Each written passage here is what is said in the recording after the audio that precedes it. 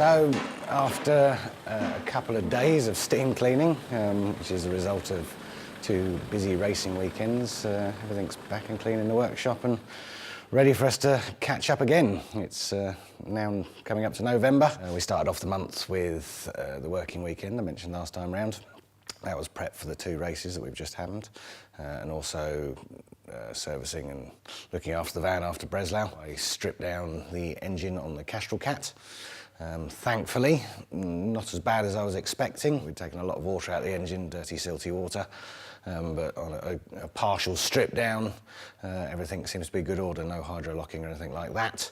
The thing that's holding me up there is the Bosch Motorsport electronics in the dash. So we've got a power box, 16-button display panel, and the display unit.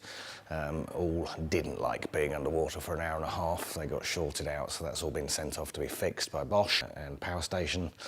And yeah, I'm just waiting on those to return at the moment so we can fire up the car and hopefully it'll be hunky-dory.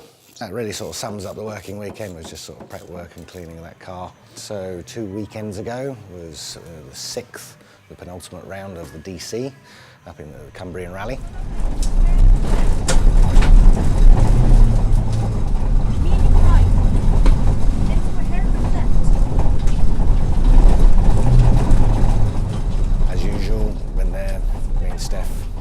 Clean rounds. Had to beat Ed to keep the championship hopes alive.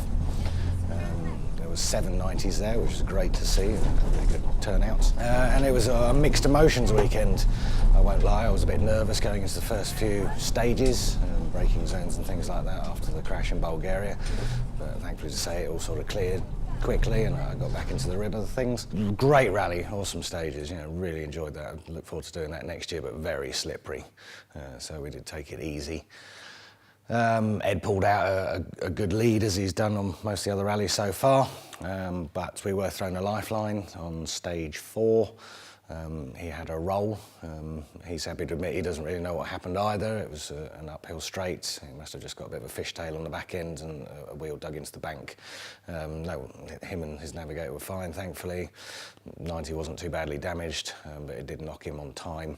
That, along with the TAFs doing a similar thing, played well in race recovery's favour. Me and Steph carried on the event, had a nice clean runs.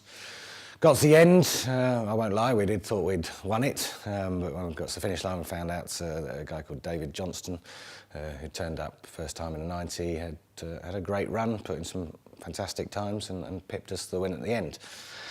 Not bad for us at all though. We came away with a second again, and that's left us going into the final round with a 1-point difference behind Ed, so all to fight for in the final round of the championship, which will make it very exciting. The next weekend, which was the final round of the British Cross Country Championship, and again we were going into that round level pecking in first with Ian Linford. We needed to be ahead of him by the end of the 2 days racing to take away the championship. Walters Arena, very tough place and very wet this time of year. Awesome effort by the crew. Went there, started the day off well, but the reoccurring gearbox problem we had from last round still seemed imminent. I thought I'd fixed it. So Ian was pulling out a bit of a lead each lap that we took. He started having problems with clutch and alternator as well. We also had problems with exhaust coming off. We weren't allowed out until it was fixed. The car was too noisy for the noise limitations of the site. And the Saturday basically boiled down to sort of the last 3 runs. Sadly, Grant got stuck on the 3rd run from the end, and on the finish line he took a slightly different line coming up to it than he had done before, and found a large rock and wiped out the front right wheel.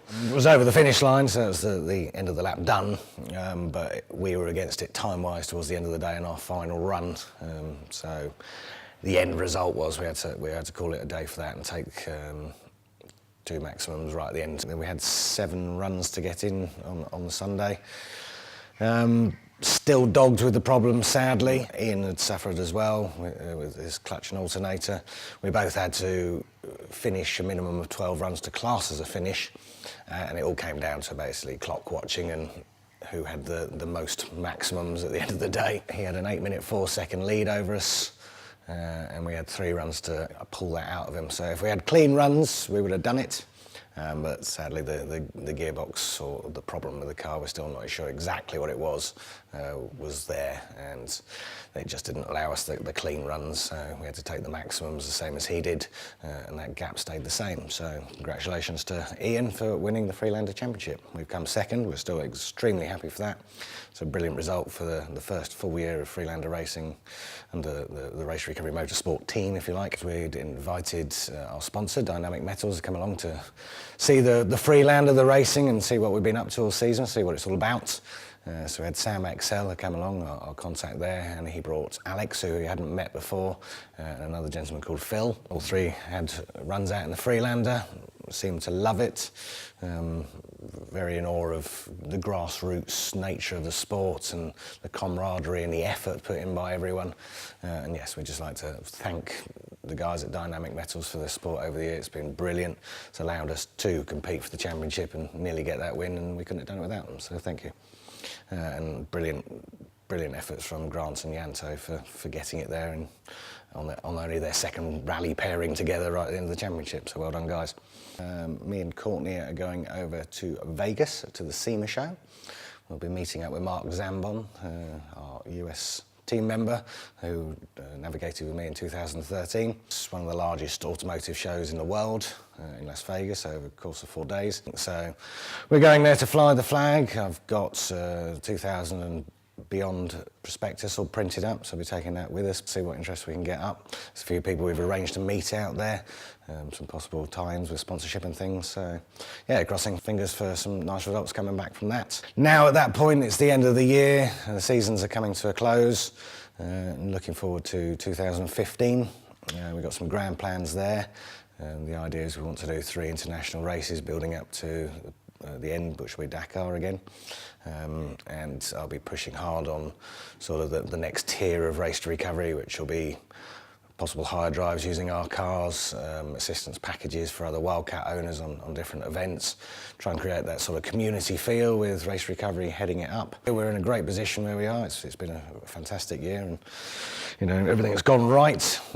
In most cases, obviously we've had a few mishaps. For race recovery to carry on at the level it is, we need sponsorship, injections of money, suppliers' kindness and support, and that's all key for the future. So that's what I'm concentrating on the moment, is you know, how race recovery will form and move forward next year as well. It's going to be a busy winter of prepping all the cars ready for next year. We've got a lot to do. Everything across the board, from the race guard prep to the service vehicle preps. You know, Chris Hastles is working hard on the 8x8 truck at the moment, having that all ready for next year. I've got the Wildcats to do. We've got the Defender here, which will be doing the final round in a few weeks, and we'll see what happens with that Land Rover afterwards. The Freelander's now finished. That's going to have a big birthday over the Christmas period, ready for the new season. One of the other things we've also got, we need to move into a new workshop. It's the one we've got has been great, but as the team's grown, the workshop seems to be getting smaller. So just next door to this, same place at Greenwood Farm, we're planning on a 5-bay workshop with a mezzanine office and stores underneath, with a balcony and meeting area and things like that. So yeah, first tier of that will be walls and doors and a secure watertight building. So that'll be some hard graft over the next couple of months in there. And at the end of the month, the last weekend of the month, where we're doing the next update from, is the final round of the Defender Challenge. Now going in at 1 point behind Ed, so it's all to fight for there. There's a bit of a gap between 3rd and 4th now between us, so that's going to be our main concentration. And it'll be whoever's in front of the other comes away with a championship win. Hope for kind weather. I don't think it'll ever be great, sunny, lovely weather, but if it can be kind to us, that'd be nice. And yeah, really looking forward to that. It's been a fantastic season with the Defender Challenge. It's been a great concept by Bowler and Land Rover. We've been very proud to be part of it, very happy to be where we are at the end of it. Looking forward to seeing where that goes on its next tier. I know there's big plans by Drew and all the guys at Bowler for what happens next year, and we hope to be part of that too.